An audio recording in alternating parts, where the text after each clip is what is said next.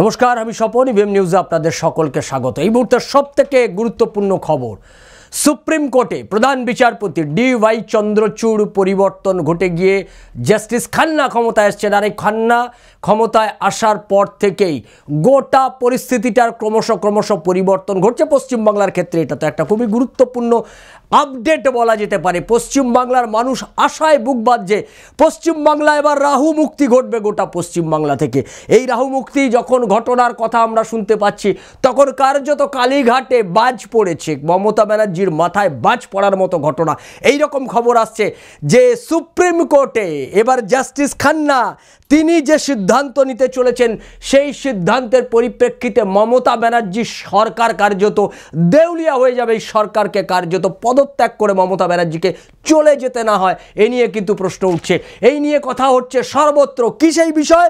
DA মামলা, যেটা নিয়ে 2022 সালের 20 মে যেই মামলাতে কলকাতা হাইকোর্ট রায় দিয়েছিলেন 3 মাসের মধ্যে বকেয়া ডিএ, রাজ্য সরকারি কর্মচারীদের বকেয়া ডিএ সেটাকে পরিশোধ করতে হবে। এই যখন কথা হাইকোর্ট রায় দিয়েছিল, তখন সোজা সুপ্রিম কোর্টে পৌঁছে গেছিল আমাদের রাজ্য সরকার। এই রায়কে খারিজ করার আবেদন জানিয়েছিল, যদি রায় খারিজ হয়নি, কিন্তু মামলা চলছিল সুপ্রিম কোর্টে। আর সুপ্রিম কোর্টে DY চন্দ্রচূড়, আমরা সকলেই জানি গোটা পশ্চিমবাংলার মানুষ DY চন্দ্রচূড়কে নিয়ে বিরক্ত ছিলেন। গোটা পশ্চিমবাংলার মানুষ DY চন্দ্রচূড়ের বিচার প্রক্রিয়াতে হতাশ ছিলেন। গোটা পশ্চিমবাংলার মানুষ সুপ্রিম কোর্টের ভূমিকায় কার্যত একের পর এক তাদের অবস্থানে, সেটা দুর্নীতির প্রশ্নে হোক, সেটা ডিএ মামলার প্রশ্নে হোক, সেটা চাকরি চুরির প্রশ্নে হোক, সেটা কালীঘাটের কাকুর কণ্ঠস্বরের প্রশ্নে হোক, সর্বত্র সেটা বিনয় মিশ্রের প্রশ্ন হোক, প্রত্যেকটা ক্ষেত্রেই সুপ্রিম কোর্টের ভূমিকা সব সময় প্রশ্নচিহ্নের মুখে ছিল। সেই সুপ্রিম কোর্টের প্রধান বিচারপতি চলে গেছে এবং তার পরিবর্তে নতুন প্রধান বিচারপতি জাস্টিস খান্না আসার পর পরিস্থিতি দ্রুত পরিবর্তন ঘটছে। প্রত্যেকটা পরিবর্তনের আপডেট আমরা ইভিএম নিউজ থেকে আপনাদেরকে দিচ্ছি। আর এবারে যে খবরটা আপনাদেরকে দিচ্ছি, সেটা হচ্ছে 2022 থেকে এই যে মামলা চলছে, 2022-এর নভেম্বর থেকে যে মামলাটা চলছে, প্রথমে কলকাতা হাইকোর্ট, তারপরে সুপ্রিম কোর্ট। এই মামলায় প্রথম বিচারপতি দীনেশ মাহেশ্বরী এবং ঋষিকেশ রায়, তারা এটা প্রথমে শুনেছিলেন। এই জাস্টিস দীনেশ মাহেশ্বরী এবং ঋষিকেশ রায়ের বেঞ্চে প্রথমে এই বিষয়টা উত্থাপিত হয়েছিল সুপ্রিম কোর্টে। তারপরে এটা চলে আসে 2023-এ ঋষিকেশ রায় এবং দীপঙ্কর দত্তের বেঞ্চে গোটা মামলাটা চলে আসে। ইতিমধ্যে দীনেশ মাহেশ্বরী তিনি রিটায়ার্ড করে যান এবং তিনি অবসর নেওয়ার পর এটা দীপঙ্কর দত্ত এবং ঋষিকেশ রায়ের এজলাসে আসে। এই এজলাসে তখন এই গোটা বিষয়টাকে নিয়ে আলোচনা হয়। 2023 সালে এই মামলাটা ওঠার পর এটা নিয়ে আলোচনার পরে এটা সিদ্ধান্ত হয় যে এই ব্যাপারে একটা এক্সটেন্সিভ হিয়ারিং দরকার আছে, বিস্তৃত আলোচনা প্রয়োজন আছে। 15ই জুলাই 2024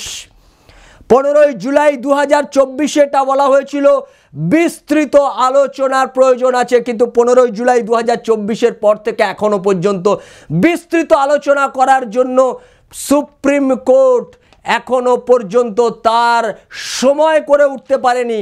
একটার পর একটা ডেট পড়ে গেছে। আর তৃণমূল কংগ্রেসের সরকারকে কার্যত রক্ষা কবচের মতো রক্ষা করে গেছে জাস্টিস DY চন্দ্রচূড়ের। তার সুপ্রিম কোর্ট তাকে কার্যত রক্ষা করে গেছে। এই নিয়ে প্রশ্ন উঠেছে, গোটা দেশের মানুষের মনে প্রশ্ন উঠেছে, গোটা রাজ্যের মানুষের মনের মধ্যে প্রশ্ন উঠেছে। ডিএ যখন সরকারি কর্মচারীদের মৌলিক অধিকার, তখন সেই মৌলিক অধিকারে হস্তক্ষেপ করছেন। সেই মৌলিক অধিকার, তাদের সেই মৌলিক অধিকার থেকে কার্যত বঞ্চিত করছে রাজ্যের সরকার সেই টাকা নিয়ে মেলা খেলা এই সমস্ত করে বেড়াচ্ছেন। এই অভিযোগ রাজ্যের সরকারের বিরুদ্ধে যখন উঠছে, সুপ্রিম কোর্ট কার্যত তখন নীরবতা পালন করছিলেন। এবার সুপ্রিম কোর্টে বদল এসছে, DY চন্দ্রচূড় চলে গেছেন, জাস্টিস খান্না নতুন এসছেন সঞ্জীব খান্না, তার নেতৃত্বে এবারে সুপ্রিম কোর্টেরও বদল হচ্ছে।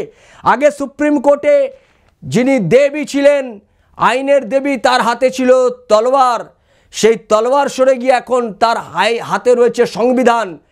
চোখ ছিল বাঁধা, সেই বাঁধা চোখ খুলে গিয়ে এখন তিনি দেখতে পাচ্ছেন, অর্থাৎ আইনের দেবী এখন দেখতে পাচ্ছেন, তিনি এতদিন দেখতে পাচ্ছিলেন না।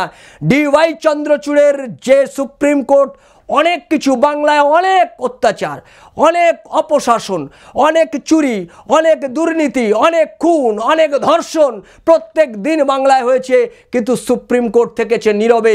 আরজি করের মামলার ক্ষেত্রেও আমরা একই অবস্থান, সুপ্রিম কোর্টের যে অবস্থান সেই অবস্থানও সন্দেহের ঊর্ধ্বে নয়। এ নিয়েও প্রশ্ন উঠছে, রাজ্যের বিভিন্ন মহলে এই নিয়ে প্রশ্ন উঠছে। ফলে সেক্ষেত্রে সঞ্জীব খান্নার বেঞ্চ বলেছে আগামী সঞ্জীব খান্নার সুপ্রিম কোর্টে আগামী 7 তারিখ 7ই জানুয়ারি 2025 এক্সটেন্সিভ হিয়ারিং, অর্থাৎ আগামী বছরের 7ই জানুয়ারি এই এক্সটেন্সিভ হিয়ারিং হবে। এবার হবে কারণ জাস্টিস খান্না তিনি বলছেন যে এই গোটা বিষয়টার গুরুত্ব অনুধাবন করে, যে যে বিষয় যতটা গুরুত্বপূর্ণ সেই গুরুত্বপূর্ণ বিষয় অনুধাবন করে তারা এই ব্যাপারে সিদ্ধান্ত নেবেন। সুতরাং রাজ্যের 3টে রাজ্য সরকারি কর্মচারী ইউনিয়ন তারা এবার অনেকটা আশান্বিত। নতুন বিচারপতি, প্রধান বিচারপতির ওপর তাদের অনেক বেশি আস্থা, অনেক বেশি ভরসা তারা দেখাচ্ছেন। তারা মনে করছেন নতুন বিচারপতি, নতুন প্রক্রিয়া, সুপ্রিম কোর্ট একটা নতুন দিশা দেখাতে পারবে গোটা রাজ্যের মানুষের কাছে, গোটা দেশের মানুষের কাছে। এই দিশা দেখানোর জন্য আগামী 7ই জানুয়ারি তাকিয়ে রয়েছে। যদি হাইকোর্টের যে রায়, যে বকেয়া সমস্ত ডিএ রাজ্য সরকারকে পরিশোধ করতে হবে, তার যদি নির্দিষ্ট সময়সীমা বেঁধে দেয়, তাহলে ওই বকেয়া ডিএ পূরণ করতে গেলে মমতা ব্যানার্জির সরকার, দেউলিয়া সরকার কার্যত পালাতে হবে, পথে বসতে হবে। মমতা ব্যানার্জি সরকার থেকে কার্যত পদত্যাগ করে পালাতে হবে, সেই পরিস্থিতি তৈরি হয়ে গেছে। অর্থাৎ ডিএ মামলার রায় মমতা ব্যানার্জির সর্বনাশ, মমতা ব্যানার্জির মাথায় বাজ পড়তে পারে।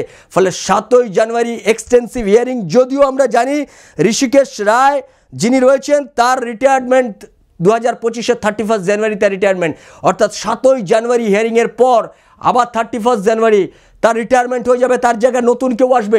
সেই সমস্ত বিষয়গুলোকে বেঁধে নিয়ে সুপ্রিম কোর্ট এই ব্যাপারে কি রায় দেয় তার দিকে গোটা দেশের মানুষ, গোটা রাজ্যের মানুষ তাকিয়ে রয়েছে।